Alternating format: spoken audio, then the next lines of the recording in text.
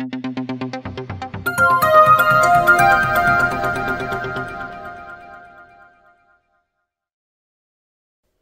स्वामी समर्थ। मी स्मिता तुमचे सगळ्यांचे स्वागत करते। आज आपण बोरनान या विषयावर बोलणार आहोत। मकर संक्रांती जवळ आलेलीच आहे, त्यामुळे भरपूर आपल्याला प्रश्न पडतो की आपण बोरनान का करावं, कशासाठी करावं, त्याच्या मागचं शास्त्रीय कारण काय आहे, असे मला काही प्रश्न पण आले होते। म्हटलं चला त्यावर आपण एक व्हिडिओ बनवूया।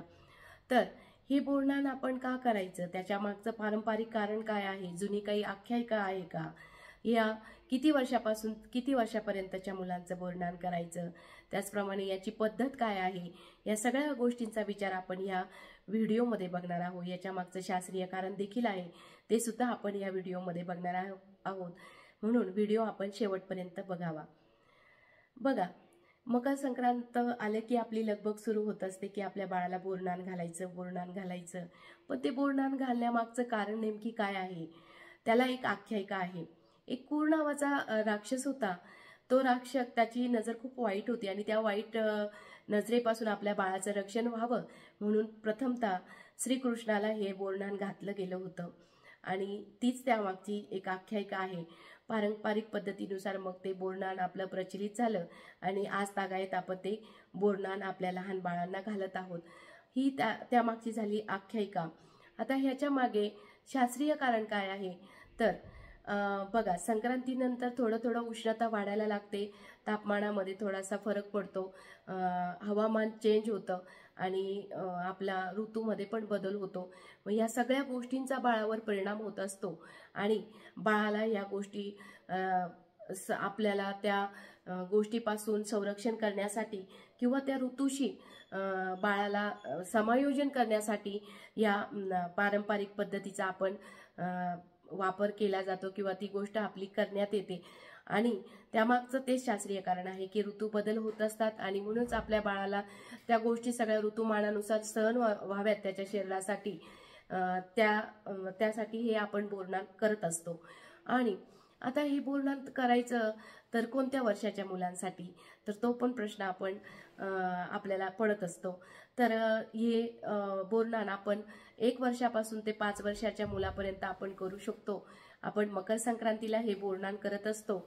मकर संक्रांती रथसप्तमीपर्यंत आपल्याला हे बोरनान करावं लागतं किंवा काही भागामध्ये मकर संक्रांतीच्या दुसऱ्या दिवशी जी किंक्रांती असते त्या किंक्रांतीला देखील हे बोरनान केलं जातं किंवा आता सध्या रथसप्तमीपर्यंत हे बोरनान कधी केलं तरी चालतं।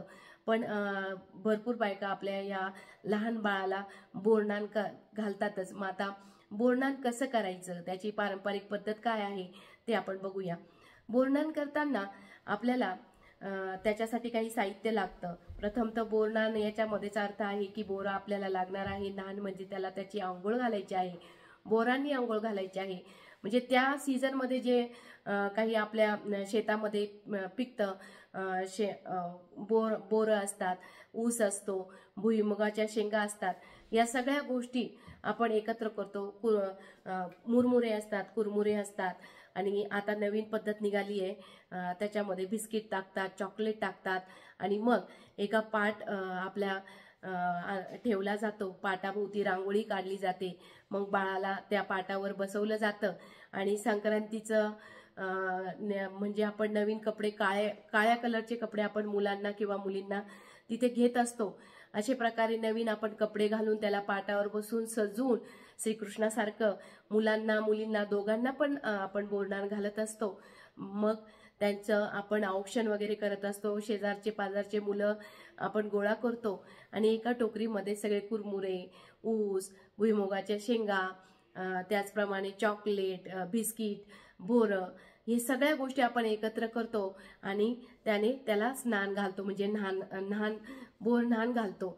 आणि मस्तपैकी मुलं पण ते घालत असताना मुलांची गर्दी जमते आणि मुलं ते वेचायला सुरुवात करतात आणि ज्याचं आपण बोरनान घालत असतो ते मुलगा देखील ते फळं खात असतात। वेचून खाण्यामध्ये मुलांना एक वेगळाच आनंद असतो आणि छान प्रकारे हा आपला बोरनानाचा सण साजरा केला जातो।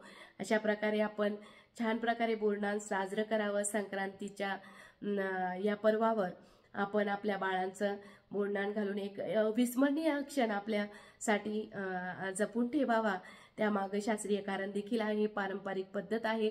दोन्ही कारणं आपल्याला बोरनान घालण्यासाठी अतिशय पुरेशी अशी कारणं आहे. सगळ्यांनी आपल्या बाळांसाठी नक्कीच बोरनान करावं. अशा पद्धतीने आपण केलं तर चांगलंच आहे. म्हणजे आपल्या बाळाला पण छान वाटेल आणि आपल्याला पण त्या गोष्टीचा आनंद होईल.